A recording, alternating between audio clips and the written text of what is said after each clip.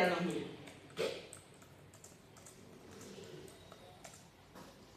Con el informe, las entrevistas, el juez va a tener que determinar, esto lo dice el código, dos cosas.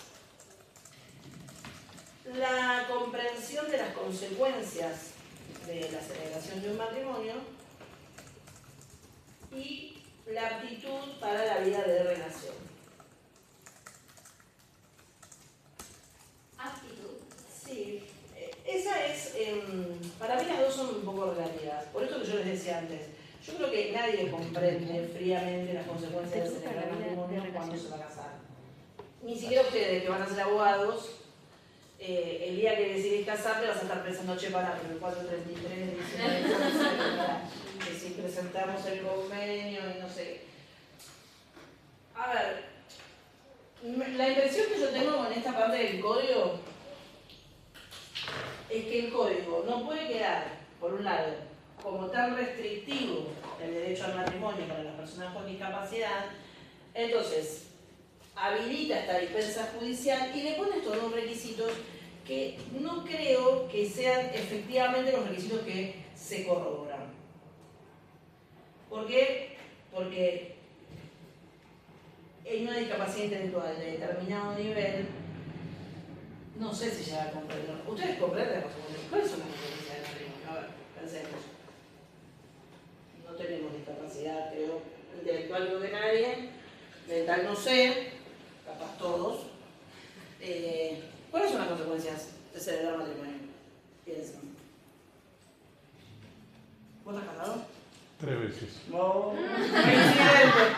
Bueno, entonces vos sabés, ¿cuáles son las consecuencias de contraer el matrimonio?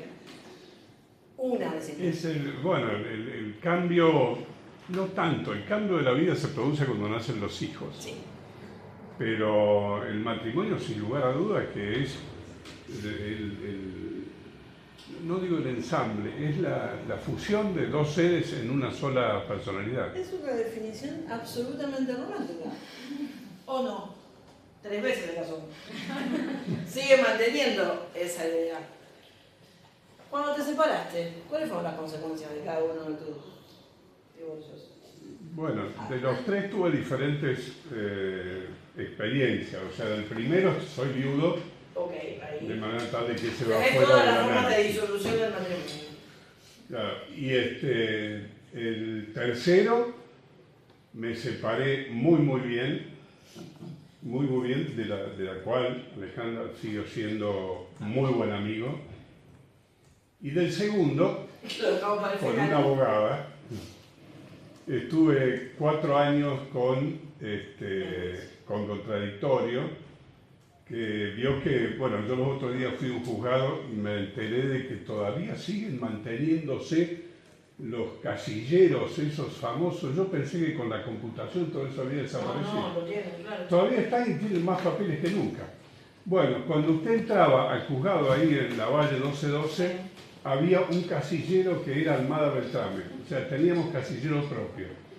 16 incidentes civiles y 4 penales. Hasta que se puso de novia y entonces ahí vino él y me pidió y convertimos en 5 minutos. Miren, consecuencias. Primera consecuencia, matrimonio, lío patrimonial. Sí. Esa es la primera consecuencia. Lío patrimonial. ¿Quién se queda con qué? No tenemos nada para repartir. El perro. Las visitas al perro, al gato. Hay consecuencias. Las peores son las patrimoniales. ¿Por qué? Porque el régimen patrimonial del matrimonio es casi, les diría, el tema fundamental. ¿Vieron cuando en familia hay 4 clases? O 5, según la comisión del régimen patrimonial. Entonces, las consecuencias jurídicas de contraer matrimonio, entre otras cosas, es esto. ¿Qué pasa con los bienes? ¿Cómo te vas a divorciar? Divorciarte es hacer un juicio. Entonces, que esa persona con discapacidad intelectual comprenda que al menos puede ser un lío. Que al menos puede ser un lío. Un lío que no va a poder resolver solo, además. Y que tampoco lo va a poder resolver su apoyo. Un lío para el cual va a necesitar un abogado. Y los abogados, en general, cobramos. Entonces, al igual que en la restricción de capacidad, el objetivo de estas medidas son también en beneficio de la persona con discapacidad, para tratar, no sé si de evitar, pero al menos de amortiguar todas esas consecuencias que puede llegar a tener que contraiga matrimonio. Porque acá estamos pensando que se va a contraer matrimonio y que todo va a ir muy bien y que a lo mejor no hay nada para repartir o que están de acuerdo en todo, pero la verdad es que eso nunca se sabe en las relaciones.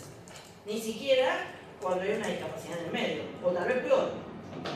Entonces, esta idea de que después va a corroborar, yo creo que es bastante relativa, pero sí es probable que al menos me expliquen en un lenguaje sencillo que si contrae matrimonio puede pasar esto y esto, y ver si hay cierta comprensión.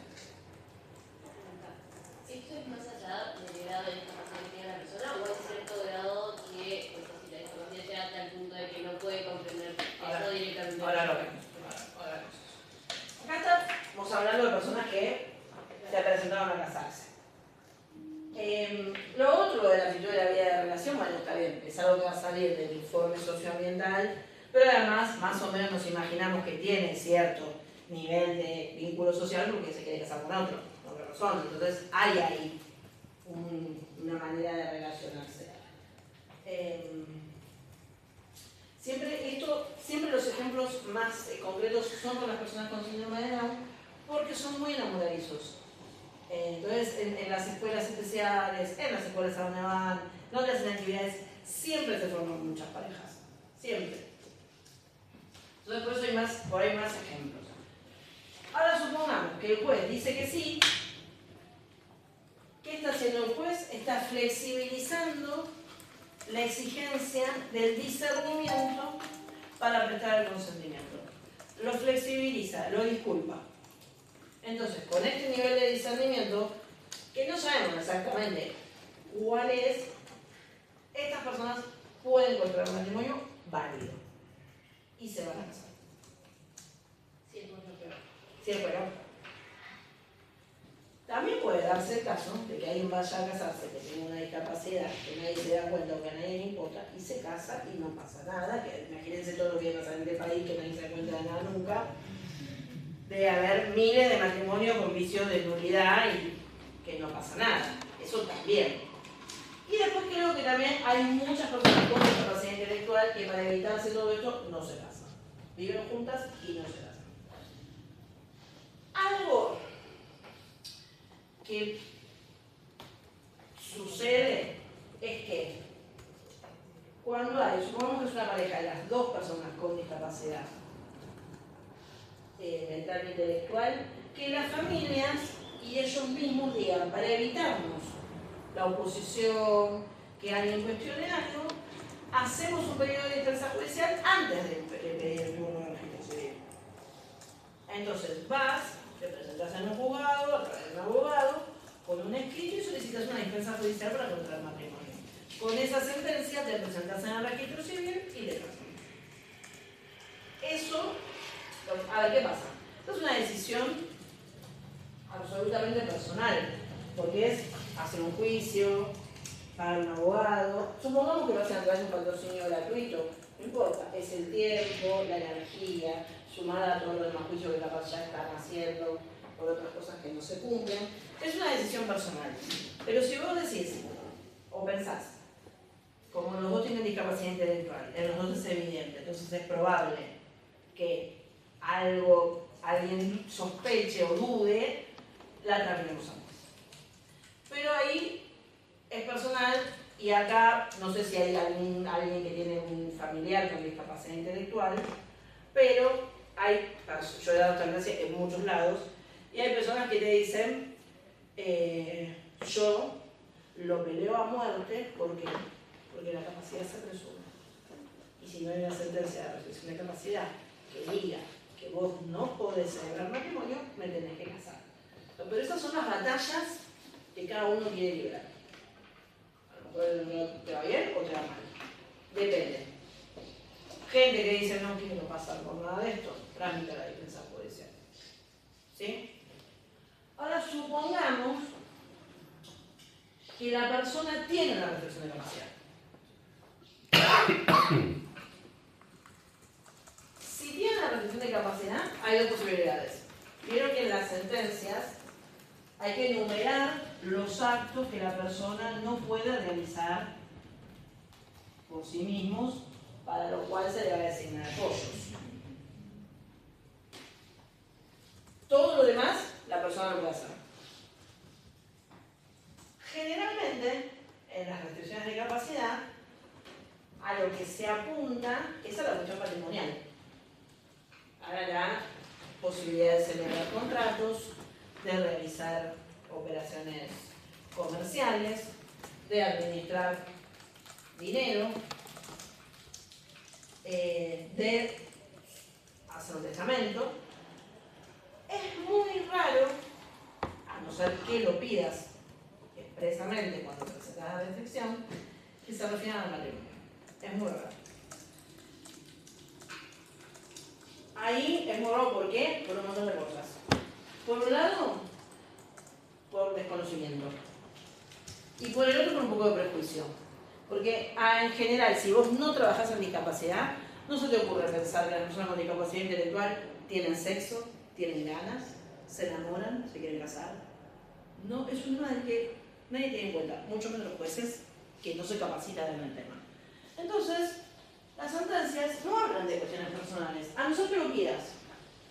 Podrían llegar a hablar de responsabilidad parental, porque hay otra personita en el medio. Podrían, Podrían.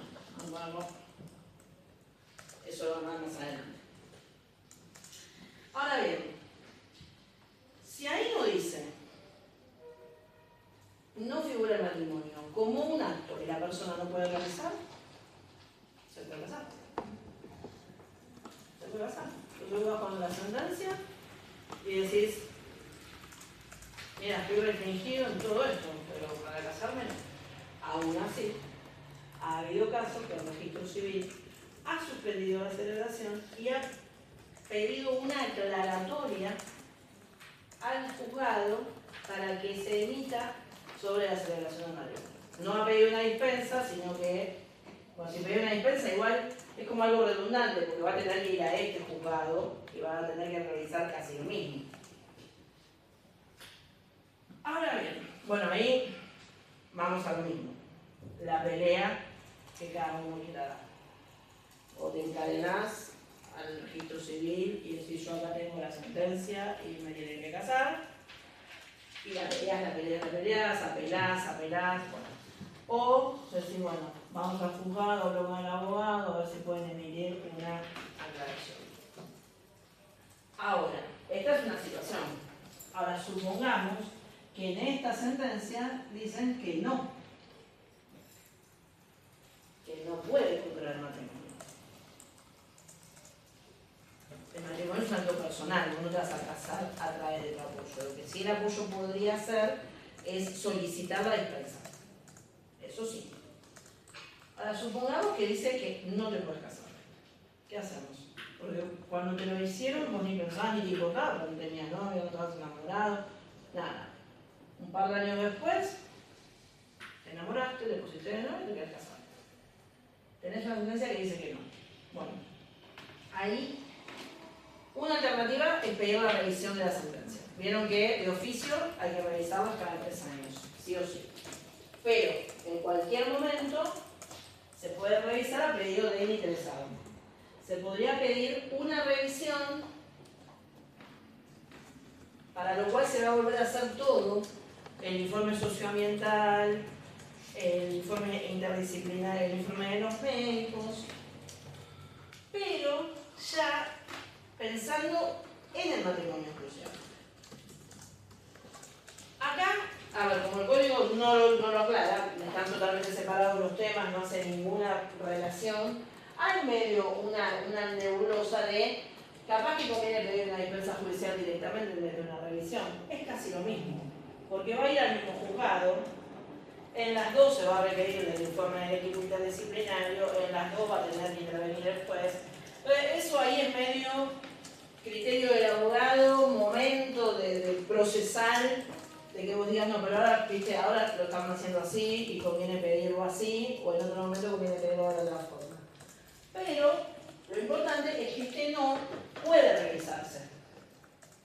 Ahora, si lo revisan o piden la dispensa y el resultado es que no puede contraer matrimonio, no puede contraer matrimonio.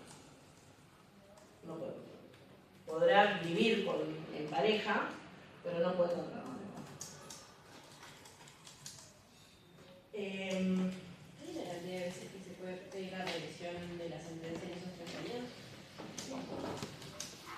No va a ser tantas, porque vos pensás que para pedir la revisión tiene que ser o porque cambió algo en la situación mental o intelectual de la persona, o porque algo así surge la posibilidad de que te quieras casar o celebrar algo. No va a ser por ejemplo la justicia, no va a pasar tantas veces, pero no, unos cada 3 años te la van a revisar porque vos necesitas apoyos de por vida. Y en esos espacios de 3 años, en cualquier momento, vos podés pedir una revisión. Profe, perdón. Sí. Entonces, si la sentencia por restricción sí aclara que uno de los actos es contraer matrimonio, las dos alternativas son que el propio interesado pida la revisión o que el apoyo pida La defensa judicial. O que directamente la persona, porque hay que ver qué actos están restringidos. Podría ser que lo pueda pedir, porque a lo mejor, claro, porque a lo mejor tiene un apoyo solo para cuestiones patrimoniales. Entonces, para iniciar un proceso, lo puede presentar él mismo. Ya te digo, hay que ir viendo. ¿Sí? Serían las dos alternativas. Las dos son medio un plomo, porque las dos son un juicio. Y la realidad es que habitualmente están colapsados los turnos de los equipos interdisciplinarios. Entonces, ahí, bueno, pero bueno, es la realidad. Forma parte de la realidad. Ahora, lo que vos me preguntabas, ¿cómo es tu nombre? Sofía. Me preguntaba Sofía, esos casos de personas con discapacidad muy severa, que tal vez no hablan, no escriben. Bueno, esas personas es muy probable que lo que tengan es una curatela, no que es la excepción. Que aquellas personas que no puedan comunicarse de ninguna forma, por ejemplo, el pestaneo es una forma de comunicarse. Pero si una persona puede, a través del pestaneo, ir indicando, es muy probable que a esa persona solamente le pongan apoyos, porque hay especialistas en distintas formas de comunicación. Pero si una persona que está en una situación de que no utiliza un método alternativo de comunicación, que no habla y no escribe y no puede expresar de ninguna manera, también es difícil pensar que esa persona se quiera casar. Ahí sí puede llegar a haber algo medio raro. Pero, supongamos, no sé, tiene en vez de un apoyo designado un curador, porque entra dentro de la excepción o apoyo de la curatela, bueno, a veces puede revisar, pero muy difícil. Ahí ya es muy difícil porque ya es como límite que le dicten una curatela a una persona hoy. Ahora, todas las curatelas que se dictaron antes del código, cuando no existían los apoyos, entonces vos cualquier cosa que tenías mental e intelectual, que era listo, curador, para siempre, entonces el curador tomaba todas las decisiones de tu vida, todas. Cuando sale el nuevo código, se supone que se revisaron o se iban a revisar todas las sentencias de curatela para convertirlas, para que así se procediera, en restricciones de capacidad. Seguramente no se hicieron todas, seguramente hay algunas que está bien que hayan tenido un curador, pero muchas habrán pedido, a través de sus abogados, e incluso a través de sus curadores, la revisión para tener una restricción de capacidad. Entonces ahí ya sí se abre la posibilidad de que a lo mejor es el curador el que hizo el pedido de dispensa, y ahí mismo ya se revisa todo.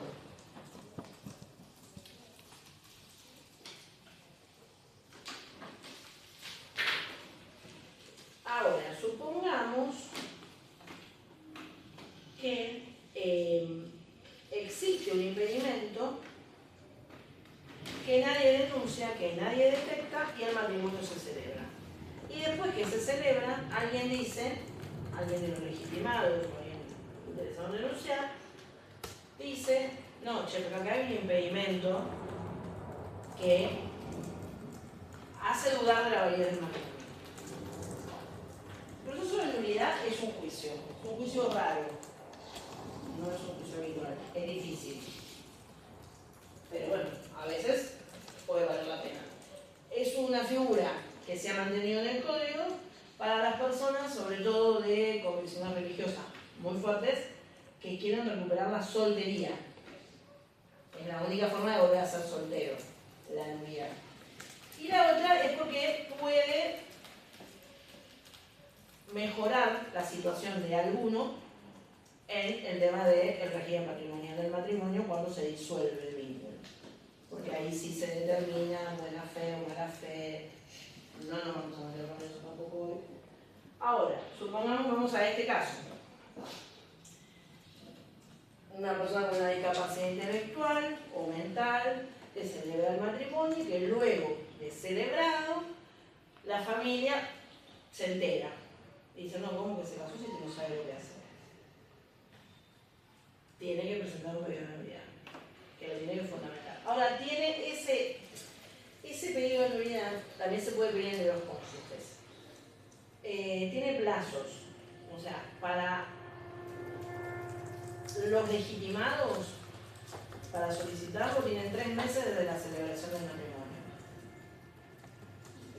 Esto es el artículo 495. Los legitimados son los mismos que pueden solicitar la restricción de la capacidad. Los legitimados son los mismos acá, creo que igual son los mismos también, pero son los mismos que pueden oponerse. Ascendientes, descendientes, hermanos, si fuera un caso de bigamia,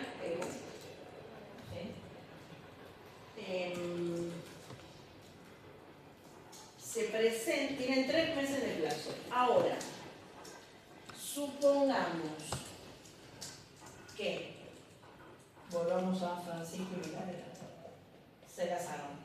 Uno de los dos, que tiene una patología psiquiátrica, cuando se casó no tenía la menor idea de lo que estaba haciendo. La otra parte no se dio cuenta. Un día empieza a tomar la medicación y que nadie lo vea, vuelve a estar en su eje y dice, yo no me quería casar. ¿Para qué me casé? Yo no me quería casar. ¿Qué hice? Si en ese momento corta la cohabitación, tiene 1 año de plazo para pedir la nulidad del matrimonio.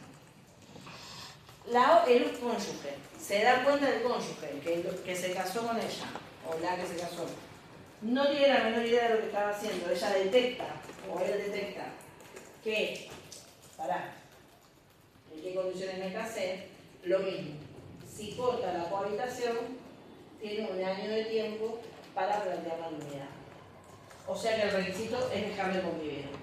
En cuanto al año, la verdad, incomprobable, porque ¿qué juez va a saber en qué momento en el matrimonio uno se dio cuenta o los dos se dieron cuenta? Incomprobable, pero bueno, con que digan, mira, la verdad que en tal fecha tomamos conocimiento de, y quieren volver a ser solteros, porque si no, digo que hacer. Claramente, mucho más fácil negociarse que pedir una nulidad. Pero la posibilidad el código te la da de plantear la nulidad con esos 2 requisitos, ¿no? El año y el cese de la convivencia.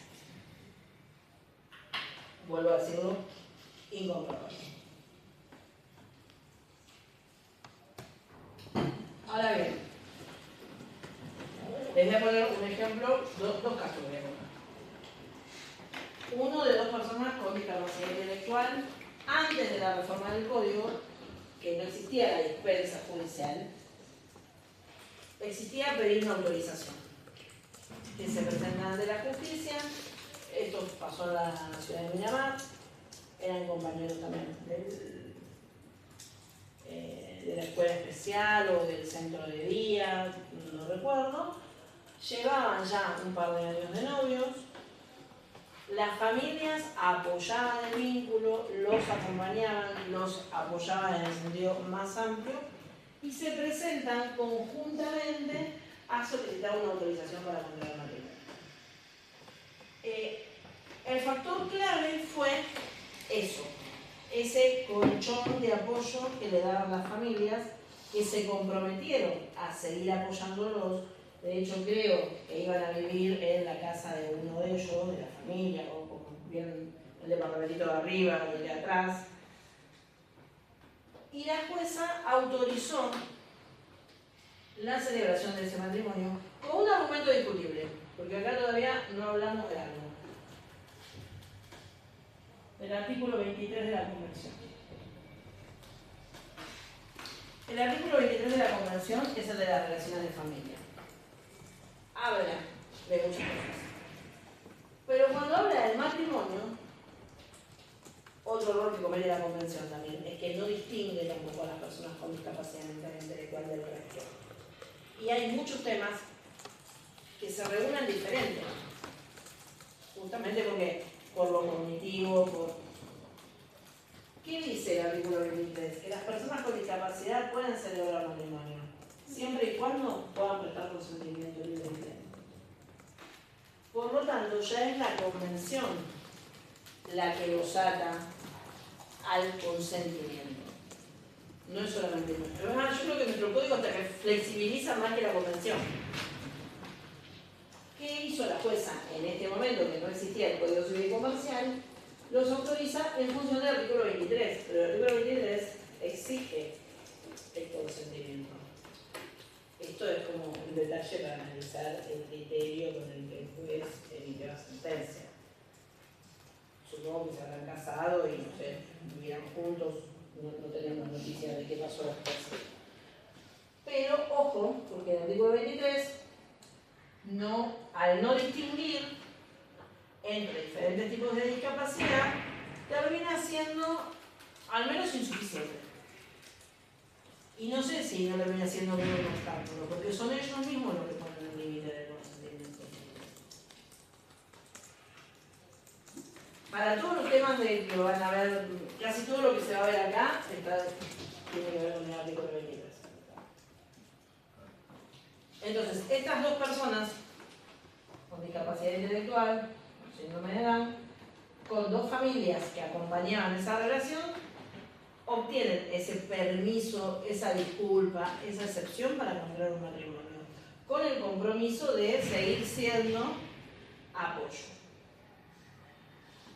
Ahora, pensemos en algún caso de salud mental. ¿Lo ubican a Matías Salé? Matías Salé hace unos años, ya debe ser como 10, estaba en el código. Se casa con una chica llamada María del Mar. Y él estaba en una etapa muy efervescente, pero Matías Salé es efervescente, ¿vieron? Que más en esa época. Como siempre muy eufórico, muy así. Por lo tanto, nadie iba a sospechar que tal vez Matías Salé tenía un tema de salud mental. Y Matías Salé se casó con María del Mar. Y al mes tuvo un brote psicótico o delirio místico. Y pensaba que María del Mar era la Virgen María. Y pensaba que él era el arcángel Gabriel que combatía a los demonios. Y para agarrarlo, porque es un tipo grandote, el SAME tuvo que llevar no solo el chaleco, tuvo que llevar mucha gente para poder sujetarlo y poder internarlo.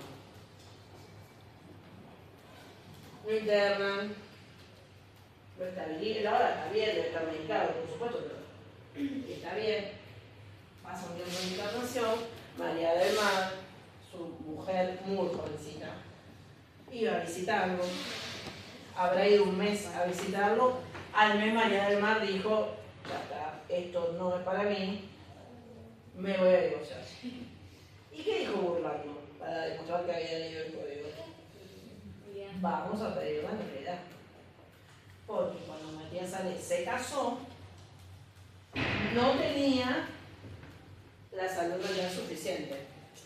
Muy difícil de comprobar.